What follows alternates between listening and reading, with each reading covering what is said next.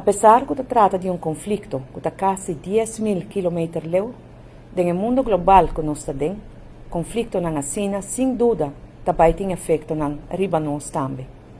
Pensei me dirigir-me mes na bolsa, para de uma banda nos turta alerta para nos estar preparar e na outra banda para nos não vai em pânico. O sucesso aqui tem outro choque externo. Um choque externo que nós não tem nenhuma influência de mas que o Covid também estava um choque externo que nós não podemos influenciar. Nem que com nossa raça, nós estávamos saco ele chega aruba e afetar nós também. E assim é conflito aqui também e nós mesmo preparar para mais coisas que nós preparar para Covid. Nós hacemos viagem acaba, nós por fazer a trove.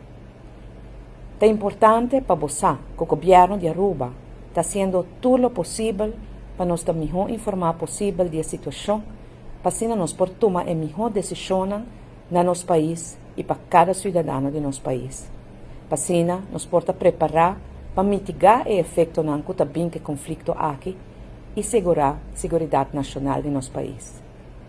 Nós não mira que a invasão de Rússia na Ucrânia tem efeito direto riba Aruba agora, mas indudablemente nós também sentimos efeito indireto. O que assim nos por espera?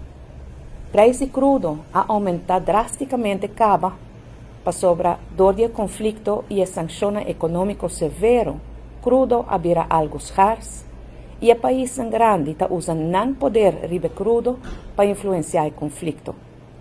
Para nós é que o preço de gasolina vai aumentar e se o conflito sigue para mais tempo, hasta o preço de água e corrente pode aumentar com o tempo dor de conflito aqui. O governo trata de mitigar isso aqui, mas tanto que está no nosso alcance, pero mesmo tendo em consideração que o nosso poder financeiro não está muito grande ainda, dor de efeito na Covid. Nós estamos vigilando também que efeito é aqui por ter riba no turismo, dependendo de que posição o mercado toma nesse aqui, e por pôr que o americano lo pensa, talvez na posponer a vacação para Aruba. Nós estamos trabalhando através de ATA para monitorear isso aqui e para tomar decisão para mitigar o efeito.